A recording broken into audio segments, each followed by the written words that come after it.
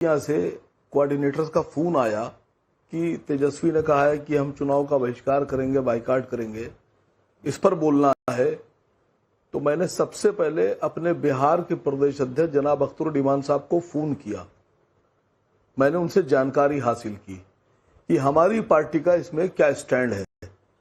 तो उन्होंने मुझसे कहा कि नहीं, बिल्कुल सही है, और अगर किसी तरह से नाजायज तरीके से वोटर्स को हटाया गया और देश के नागरिकों को, जो बिहार के नागरिक हैं, उनका नाम काटा गया, तो वाकई में हम लोग भी बाइकाट में शामिल होंगे। ये उन्होंने मुझसे कहा। दूसरी बात, मैं आपसे एक बहुत अच्छी बात बताऊं कि अगर कोई गलत वोटर है, विदेशी वोटर है, झूठा वोटर है और वो वोट डाल रहा है, तो वो अपराध है। मैं मानता हूं इस बात को, अपराध को रोका जाना चाहिए। लेकिन अगर कोई असली नागरिक है, असली बिहारी है, विदेशी भी नहीं है, और अगर उसको वोट डालने से उसको अधिकार उसका छीना जाता है, तो ये महाअपराध है। इसके लिए सीधे तौर पर चुनाव आयोग और भारत की सरकार जिम्मेदार होगी। दोनों कंडीशन में देखिए, यहां बैठकर डिसाइड नहीं होगा रोहिंग्या कौन है, बांग्लादेशी कौन है, नेपाली कौन है। अगर आपको लगता है कि आप साबित कर सकती है तो साबित कर दीजिए। ये चुनाव आयोग का भी अधिकार नहीं है कि वो किसी का नागरिकता खत्म कर दे या नागरिकता लेकर आए या किसी को विदेशी साबित कर दे। आपने कहा कि बहुत से वोटर दो दो जगह हैं। आपने कहा कई लोगों के आधार 100 लोगों में 120 आधार बने हुए हैं। मैं आपकी सारी बात माने लेता हूं। मैं आपसे कह रहा हूं कि जो आधार कार्ड है वो हिंदुस्तान में, भारत में अकेला ऐसा कार्ड है जो बायोमेट्रिक पर है, जिसमें रेटिना भी है, फिंगरप्रिंट भी है, उंगलियों के निशान, अंगूठे के निशान सब है। तो जैसे ही आप आधार कार्ड के जो आपका फिंगरप्रिंट लगाएंगे या रेटिना रखेंगे, वो पकड़ लिया जाएगा। एक आदमी का एक ही आधार होगा। आप उसको लिंक कर दीजिए वोटर आईडी से। पूरे हिंदुस्तान में अगर वोटर आईडी, मान सकता हूं 2 जगह बन सकती है, 3 जगह बन सकती है, आधार तो एक है ना, उसी से लिंक कर दीजिए। दूसरी सबसे बड़ी बात, पटना में जो नहीं असीम वकार जी, मेरे को ये बात तो आपकी पसंद आई कि रेटिना से पता तो चल जाएगा कि एक है कि 2 कार्ड बने हुए हैं, लेकिन रेटिना और बायोमेट्रिक से ये कैसे पता चलेगा कि वो भारत का नागरिक है, बाहर का नागरिक है? ये कैसे पता चलेगा? शिवम त्यागी जी जवाब दीजिए असीम वकार जी के सवाल। मुझे ऐसा लगता है कि बाहर से जितने भी लोग आते हैं वो बिना आंखों के और बिना हाथों के आते हैं, तभी पता चल सकता है। गजब लॉजिक है। कहते हैं कि भाई रेटिना से पता चल जाएगा। अरे रेटिना बाहर वालों के पास भी होता है, उंगली भी बाहर वालों के पास आती है, तभी तो यहाँ वोटर बनते हैं। कैसा तर्क है? खैर, आप फैक्चुअली भी बहुत इनकरेक्ट हैं और आपने झूठ भी बहुत सारे बोले। तो मेरा सुन लीजिए प्लीज। मेरा नाम शिवम त्यागी है। बाद में किसी दिन आप नाम मेरा ले लीजिएगा, कोई बात नहीं, लेकिन अभी सुनिए प्लीज, आपके लिए अच्छा रहेगा, भविष्य में काम आएगा। आऊंगी चुनाव आयोग ने नहीं प्लीज, आपने अब तक 4 सवाल उठाए, पहले 4 सवालों का जवाब तो ले लीजिए। आयोग ने पूरी नहीं सुनी, नहीं प्लीज सुनिए ना। चुनाव आयोग ने बाकायदा सुप्रीम कोर्ट को यह चिट्ठी लिखी और उसमें कहा कि आर्टिकल 324 और 26 के तहत हमारे पास पूरा अधिकार है किसी की नागरिकता पता करने का। वो यहां वोट देने के लिए लायबल है या नहीं है, यह पूरा अधिकार है। और यह कानून अगर कोई संसद में बनता है उसके बाद भी वो अधिकार नहीं छीना जा सकता। तो पहली बात तो आप वहां गलत। दूसरा, मैंने फोन किया, पूछा अपने प्रदेश अध्यक्ष को, कौन इंटरेस्टेड है आपके पार्टी प्रोटोकॉल में, क्या पूछते हो, क्या करते हो? आपने रोना वही है चुनाव के बाद कि ये देखिए आरजेडी ने हमारे विधायक तोड़ लिए, सांसद ने हमारे विधायक तोड़ लिए, कांग्रेस ने हमारे विधायक तोड़ लिए। रोना तो यही है आपको। तो पूछो मत पूछो, कोई फर्क नहीं पड़ता भाई। जो एक आधा जीतेगा, जो कि नहीं जीतेगा, वो भी अल्टीमेटली आरजेडी ले जाएगी चुरा कर, जैसे और लोगों की ले गई। अब आगे आते हैं। एक सवाल कहा गया कि चुनाव आयोग कहां जवाब देगा, यह कहा वर्मा जी ने कांग्रेस की तरफ से।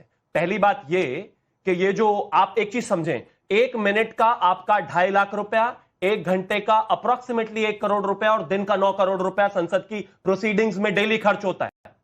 ये सारे ऑपोजिशन वाले जानते हैं कि इलेक्शन कमीशन एक ऑटोनॉमस बॉडी है, एक स्वायत्त कॉन्स्टिट्यूशनल बॉडी है, जिसका रिप्रेजेंटेटिव्स तो संविधान वहां पर है ही नहीं संसद में। वो जवाब कहां देंगे? वो सुप्रीम कोर्ट में देंगे। वो सुप्रीम कोर्ट में ऑलरेडी दे रहे हैं। 28 तारीख की तारीख लगी हुई है और ये लोग आपके टैक्स का पैसा खर्च कर उस संसद को रोके बैठे हैं। कौन जवाब देगा भाई? सरकार नहीं जवाब दे सकती। लॉ मिनिस्ट्री के तहत उनकी बजटरी एलोकेशन आती है सर, बाकी कुछ नहीं कमाल आता। है। इलेक्शन कमीशन जो है कहेंगे, पहले कहते हैं कि चुनाव आयोग से सवाल पूछते हैं, जवाब बीजेपी देती है, और जब पार्लियामेंट रोका जाता है और कहा जाता है कि इस पर बीजेपी जवाब नहीं दे सकती संसद के अंदर, तो कहते हैं हम पार्लियामेंट चलने नहीं देंगे। वो तो चित भी मेरी पट भी मेरी। और सवाल पब्लिक पूछ रही है। पीयूष करंबलेकर बिलासपुर से पूछ रहे हैं, लोकतंत्र में वोटिंग एक गोपनीय प्रक्रिया है, फिर विपक्ष को कैसे पता है कि उनके ही वोटर का मताधिकार छीन लिया जाएगा?